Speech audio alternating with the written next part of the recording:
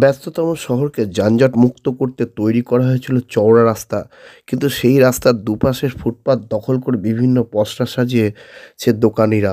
তাতে রাস্তা হয়েছে সংকুচিত। এ নিয়ে বারবার অভিযোগ উঠেছে, এভাবে রাস্তা ছোট হয়ে যাওয়ার জন্য শহরবাসীকে যানজটের দুর্ভোগে পড়তে হয়েছে। এই অবস্থায় ফুটপাত দখল করে রাখা দোকানিদের বিরুদ্ধে টানা দুদিন ধরে কড়া পদক্ষেপ নিয়ে কৃষ্ণনগর পুরসভা লোকসভা ভোটের মুখে দোকান পরপর তুলতে শুরু করেছে।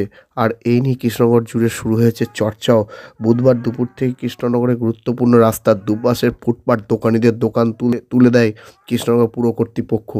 একাধিক দোকান ফুটপাত থেকে তুলে নেওয়া হয়। এই অবস্থায় রুটি রুজির সমস্যায় পড়ে যাওয়া দোকানিদের সঙ্গে আমরা কথা বলেছি, তাদের বক্তব্য শোনাবার এই গোটা বিষয়ের উপর আজকাল আগামী বিশেষ প্রতিবেদন। ভোটের মুখে কৃষ্ণনগর পুরসভা উচ্ছেদ ও ফুটপাত দখলদারীদের প্রতিক্রিয়া।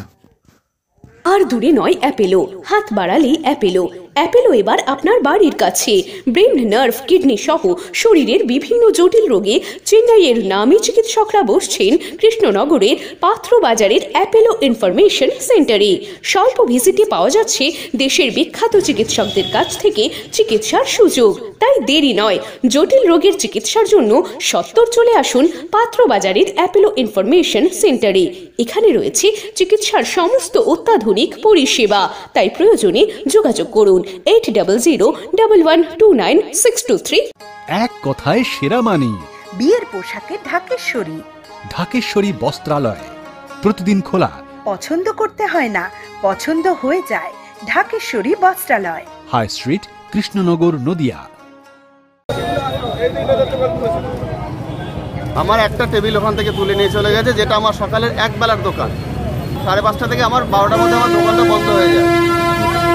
আমি সবার ফার্স্টে ম্যাডামের কাছে গেছি, রিকোয়েস্ট করেছি, ম্যাডাম আমার একবেলা নানপুরি দোকান, এটা তো করে খাই, তাই এটা তুলে নিলে ম্যাডাম আমি কী করবো। আমাকে উনি একটা প্রশ্ন করেছিল যে তুমি কার পারমিশনে বসেছো। তা আমি ওনাকে রিটার্ন দিয়েছিলাম, স্যার কার পারমিশনে বসে আমি তো জানি না, তাহলে বলুন আমি তার পারমিশনটা নিয়ে নিচ্ছি। দিয়ে বলে যে হবে না, এখান থেকে যাও যাও বলে আমাকে বের করে দিয়েছে। কী করবো এখন, আমরা দিনমজুর ওখানে করে খাই। তারপর হকার্স লোন নেওয়া আছে, তাই ওটার উপরে বেস করে এবার পেটে না দিলে লোনটা এবার শোধ করবো কী করে, আর ফ্যামিলি নিয়ে আমরা বাজবো কী করে। এই তো এর উপরে তো আমরা বেস করে খাই। আমরা চুরি চামারিও করতে পারবো না, ডাকাতিও তো করতে পারবো না, দুবেলা দুটো করে খাই। তাতেও যদি তুলে দেয় তাহলে এবার বিকল্প রাস্তায় আপনারাই বলুন আমরা কী করবো। আমার দোকানে কিছু বাসন কোসন আছে, আমার দোকানে যে ব্যবসা করি, এবং দোকানের ভেতরে ওভেন আছে, ছোট একটি ইয়ে আছে। আমি একটা ফুচকার ব্যবসা করি, আমার দোকানটি তুলে নিয়ে গেছে একটা ট্রাক্টরে করে। ওনারা কালকে এসে আমাকে বলেছিল, ঠিক আছে, বলার পরে আমরা ভেবেছি হয়তো আমাদের হয়তো এসে বইকাবেলা কিছু বলবে, তারপর আমার দোকানটা সরিয়ে নেবো। কেন আমাকে তো একটা টাইম দিতে হবে, যে কোনো দিন তো হট করে তুলে নেওয়া যায় না। তার জন্য আমরা আজকের দিনটা থাক, কালকে যদি আসে আবার তাহলে আমরা সরিয়ে রাখবো। কিন্তু আজ দেখছি এই 12টা 1টার দিকে এসে ট্রাক্টর করে এসে দোকানটা তুলে নিয়ে চলে গেছে। আমি উনি আমারটাও নিয়ে গেছে, আমার পাশেও একদম ঘুগনি এসেছেন, তার স্টলটাও তুলে নিয়ে গেছে। পৌরসভার থেকে ট্রাক্টর করে এসে দোকানগুলো তুলে নিয়ে গেছে। আগের দিনে একবার এসেছিল, বলেছিল, কিন্তু আমরা ভেবেছি যে আমাদের আজ যদি আর একবার ইঙ্গিত করে তাহলে আমরা সরিয়ে নেবো। আমাদের জিনিসটা আমরা ফেরত চাইছি। আমাদের কেন বসতে দেবেন না, কি কারণে বসতে দেবেন না। আমরা তো অনেকদিন ধরে গরিব মানুষ, আমরা আপনার বিরাট 20-25-30 বছর ধরে আমরা এই জায়গাটা ব্যবসা করে আসছি, ছোট থেকে আমরা ওখানেই বড়। এখন কেন আমাদের হঠাৎ করে এরকম একটা ডিসিশন নিল সেটাই আমরা বুঝতে পারছি না। আইনত বললে আমরা তো আমরা চিরস্থায়ী, আমরা তো ফুটপাতেই করে খাচ্ছি। আজকে আমরা নতুন করে তো বসিনি, আমার বাবার আমল থেকে আমরা করে খাচ্ছি। আমার বাবা করতেন, এখন আমরা করছি। না না, কোনো নোটিশ নেই। সে যখন ওনারা বলেছিলেন তখনও কোনো নোটিশ জারি করেনি যে আপনাদের এখন বলে যে আপনি দোকানটা সরিয়ে নেন। আমি এখনো যাওয়া হয়নি, আমার কিছু বলা হয়নি। আমি এখানে ডেকেছেন, এগুলো দাদারা এসে বললেন যে এখানে এখানে সবাই আছে, দেখ কি বলছেন, যেভাবে বলে সেভাবে গিয়ে চেয়ারম্যানের সাথে কথা। কালকে আমি একটা পাশে একজন বয়স, তাকে নিয়ে আমরা চেয়ারম্যানের কাছে গেছিলাম। 20-25 মিনিট ধরে চেয়ারম্যানের দাঁড়িয়েছিলাম আমরা গেটের সামনে দাঁড়িয়েছিলাম আমরা। ম্যাডামকে দিয়ে ম্যাডাম যখন বেরোলো, ম্যাডাম এর কথা বলবো, ম্যাডাম বললো আমরা এখন টাইম নিয়ে চলে গেলাম। যে আমি আবার আজকে গেছিলাম, 6জন ছেলেমেলে মিলে আমরা আবার গেছিলাম আজকে। ম্যাডাম আমরা ওখানে কোলে কমে খাই, আমাদের একটু বসে যায়, তাহলে বসে দেয়।